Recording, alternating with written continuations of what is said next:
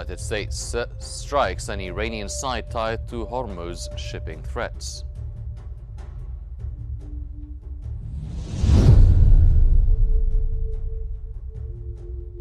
And Iran says the U.S. strikes hit near Bandar Abbas with no casualties reported.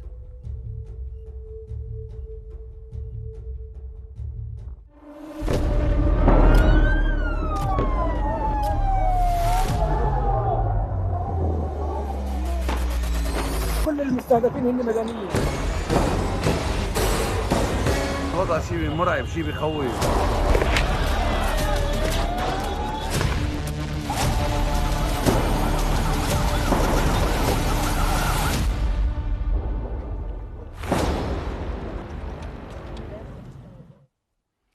Good morning, ladies and gentlemen. You're watching Q News. I'm Heni Saif, and in the news today, footage circulated today showing strikes near Lebanon's largest water reservoir, the Qnews Dam, as Israel intensified its military operations across the country. Footage showed explosions near the Qnews Dam in eastern Lebanon following a series of Israeli strikes. Lebanon's national news agency reported that at least 3 strikes took place near the reservoir. The Lebanese security sources said Israel carried out more than 120 airstrikes across Lebanon in one of the heaviest bombardments in recent weeks. The Israeli Prime Minister, Benjamin Netanyahu, said the military is deepening its operations in the country amid ongoing clashes with Hezbollah.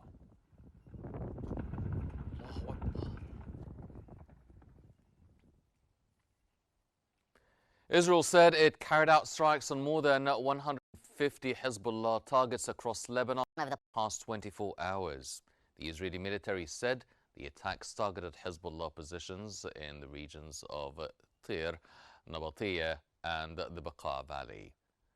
Lebanon's health ministry said at least 31 people were killed and 40 others injured in the latest wave of strikes across southern Lebanon.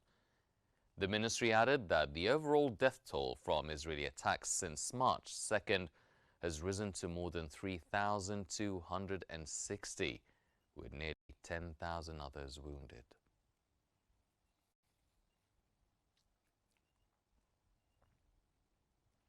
Lebanon's health ministry said the death toll from Israeli attacks since March 2nd has risen to more than 3,260 as Israel intensifies operations across the country. The Lebanese authorities said Israeli attacks have now killed 3,269 people and injured more than 9,800 others since the escalation began. The Israeli military said it struck more than 150 Hezbollah infrastructure sites and fighters in Tir, Nabatiyah, and the Bekaa Valley over the past day. The Israeli army also issued evacuation orders for 5 towns and villages in southern Lebanon as military operations continue to expand.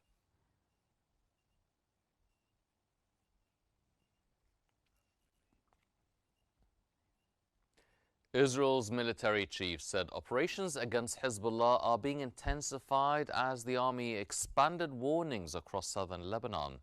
Israeli Army Chief Eyal Zamir said the military is increasing pressure on Hezbollah as operations continue across southern Lebanon. The Israeli military also declared all areas south of the Zahrani River as combat zones and urged residents to move north immediately.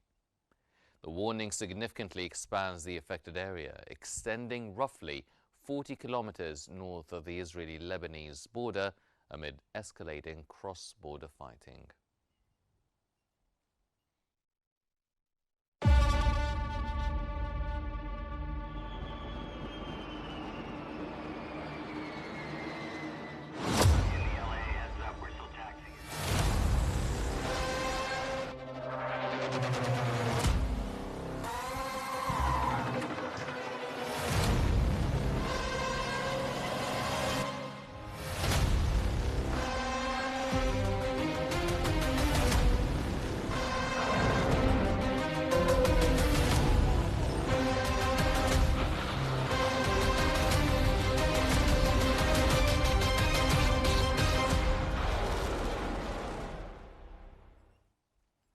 Iranian state media published what it described as a draft framework for a potential agreement with the United States, though the White House quickly denied the report. Iran's state-run IRIB television said the proposed framework calls for a U.S. military withdrawal and the lifting of the naval blockade imposed on Iran. In return, Tehran would restore commercial shipping through the Strait of Hormuz to pre-war levels within 1 month and coordinate maritime traffic with Oman. The report added that any final agreement reached during a 60-day negotiation period would be formalized through a binding United Nations Security Council resolution. However, the White House swiftly rejected the reported draft framework.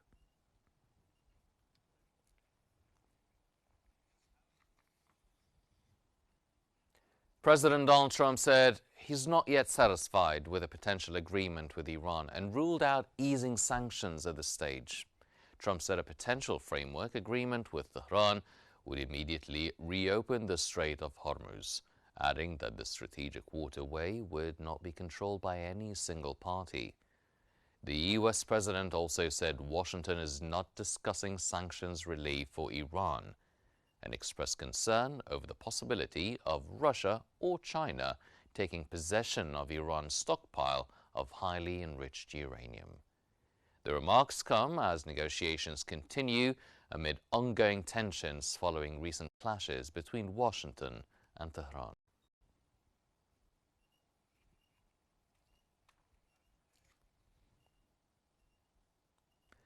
A U.S. official said American forces carried out new strikes on an Iranian military site linked to threats against the shipping in the Strait of Hormuz. The U.S. official said the targeted Iranian military site posed a threat to both American forces and commercial navigation through the Strait of Hormuz. The official also said U.S. forces intercepted and shot down several Iranian drones that were allegedly attempting to target a U.S.-flagged commercial vessel. American forces additionally struck what the official described as a drone launch unit before the drones could be deployed.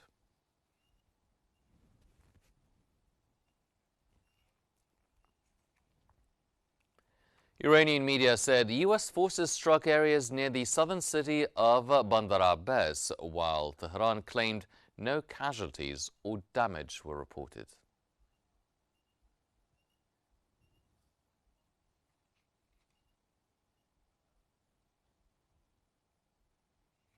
And for more, we now move to Mark Sommers in our newsroom. Good morning, Mark. Good morning, Henny. Thank you very much indeed. Good morning, everyone. We're now joined from Cairo by the writer and journalist Mohammed Ali Hassan. Thank you very much for being here with us on Q News. Well, let's start with those strikes across southern Iran by the United States overnight. Is the ceasefire still in place?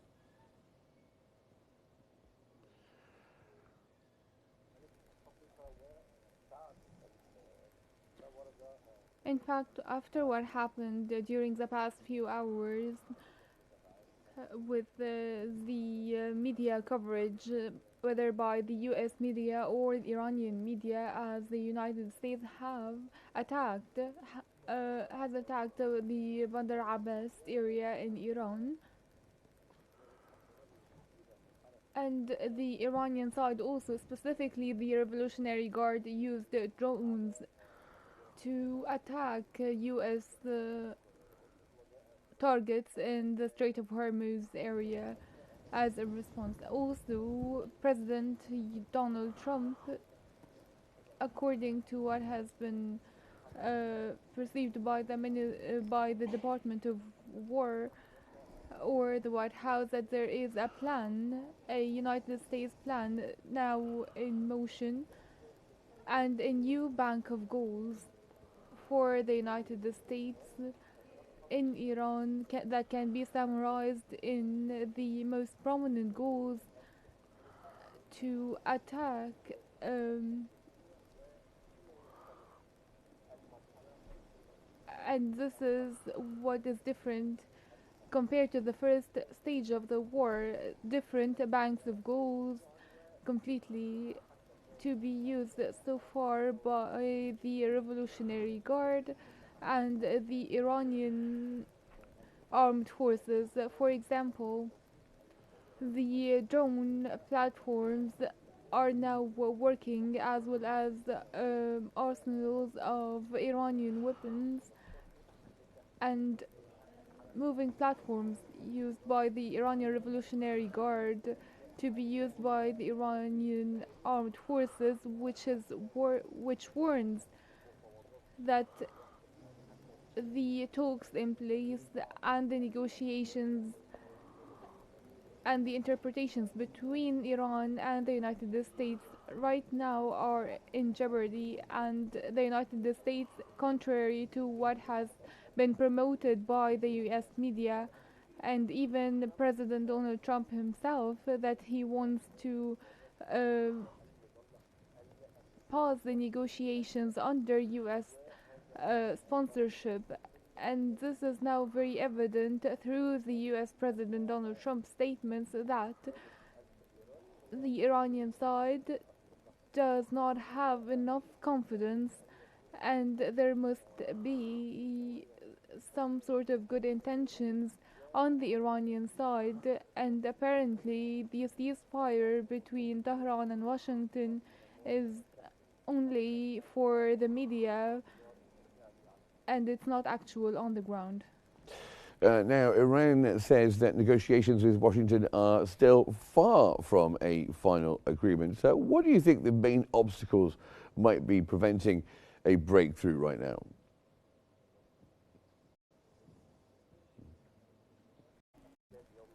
The obstacles are increasing day by day, and especially after the Iranian media and the official Iranian television has published 14 items that have been promoted by the Iranian side, as these are the framework agreement between Iran and the United States, and that they have been discussed with three main issues. First is the Strait of Hormuz, and that the Strait of Hormuz and the US blockade on the navigation traffic on the strait, as the Iranian side provided this condition to stop the blockade imposed by the United States, allowing Iran to manage the Strait of Hormuz in the future. And the second issue claimed by the Iranian side is represented in the Iranian nuclear program, and especially in the enrichment of uranium inside Iran. And the third issue, published in the media yesterday, can be summarized in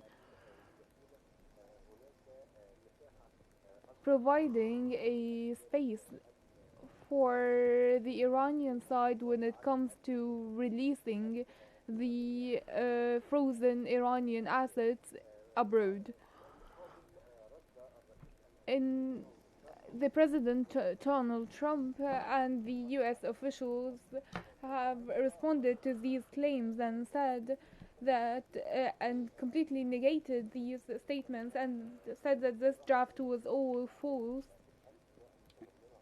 this draft included 14 items, and the response came first from the Treasury, the Department of Treasury, imposing sanctions on the management of the Strait of Hormuz, and which was formed recently by Iran, headed by the Revolutionary Guard, and to be more accurate, the Revolutionary Guard Navy, as sanctions were imposed and included on those groups classified by the United States as terrorist organizations, And in a speech by President Donald Trump, he said that the Strait of Hormuz is an international water passage and the United States will never allow, as well as the international community will never allow to have it controlled by only one side whether when it comes to international navigation or the international shipping, as well as the military carriers.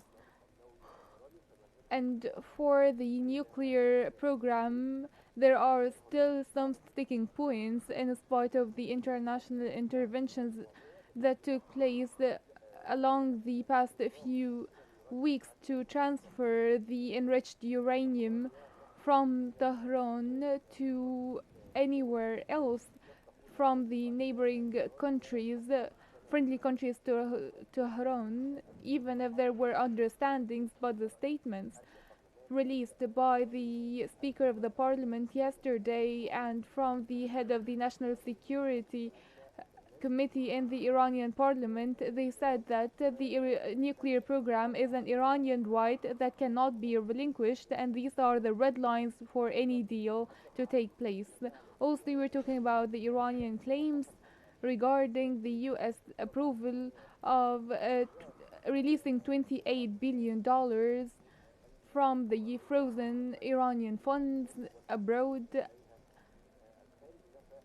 The United States and President Trump himself said that statement is completely not true. And according to estimates, Iran have frozen funds abroad around $123 billion outside of Iran, and these are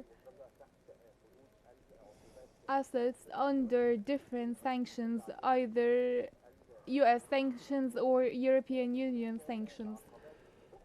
And there are other obstacles to any framework agreement away from these 3 points between the United States and Iran, especially regarding the Iranian arms in the proxies in the Middle East, as well as some points pertaining to the Israeli side, which is the second partner to the United States in this war. Well, thank you very much for that incredibly detailed answer. Mohammed Ali Hassan, writer and journalist, joining us from Cairo. Thank you very much for being with us on Q News. And now let's go back to Hani, who's in the studio. Thank you, Mark. Analysts say uncertainty over U.S. policy, the Iran conflict and tensions surrounding Taiwan are expected to dominate this week's Shangri-La dialogue in Singapore. Political analyst Chong Ja-yan told Reuters that U.S. Defense Secretary Pete Hegseth is likely to face questions over Washington's role in the conflict with Iran and whether it could divert American attention from Asia.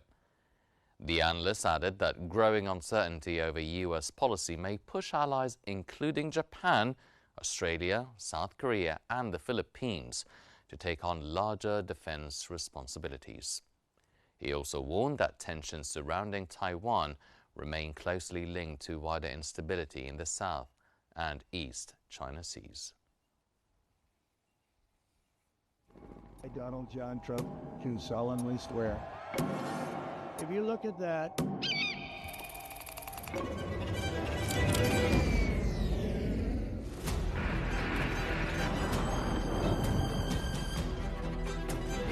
or we're out.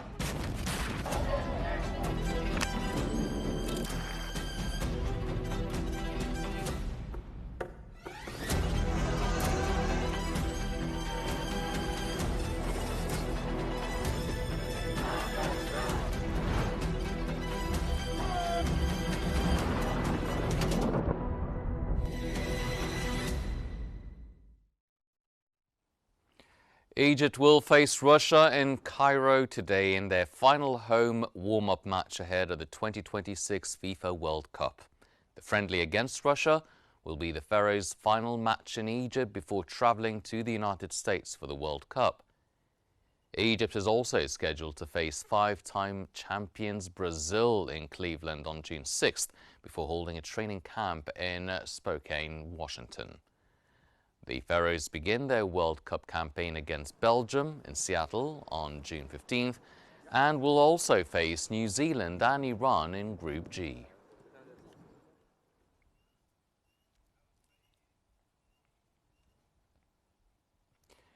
European Commission President Ursula von der Leyen accused Russia of trying to destabilize European democracies through repeated drone incidents near the Baltic states.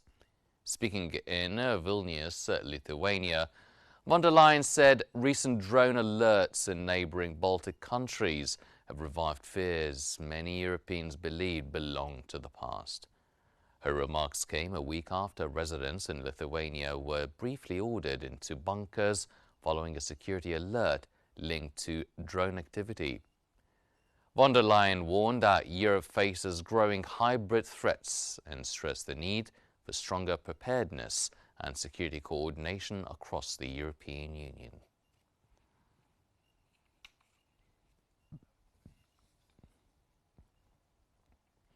Australia's foreign minister said the world wants the United States and China to coexist peacefully as Quad nations expanded cooperation in the Indo-Pacific.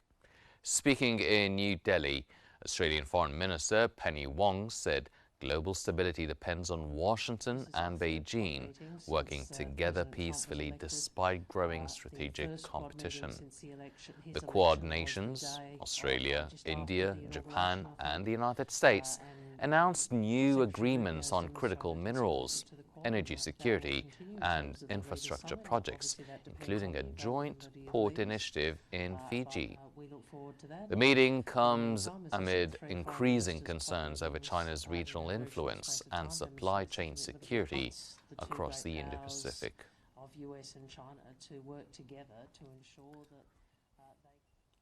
China's vice president called for closer cooperation with Pakistan amid what Beijing described as a more complicated international environment.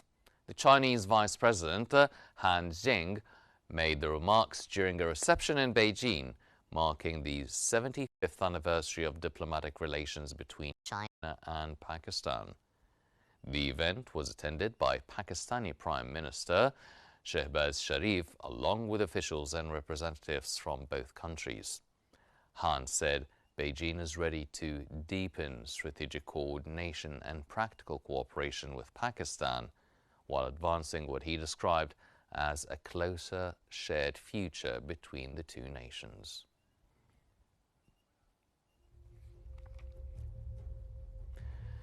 These are all the news we have for now, but before we go, let's take a look at the top headlines making news this hour. Trump says that he's not satisfied with the Iran deal.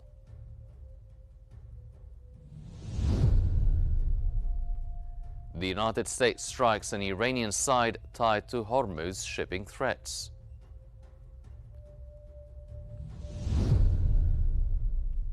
And Iran says the U.S. strikes hit near Bandar Abbas with no casualties reported.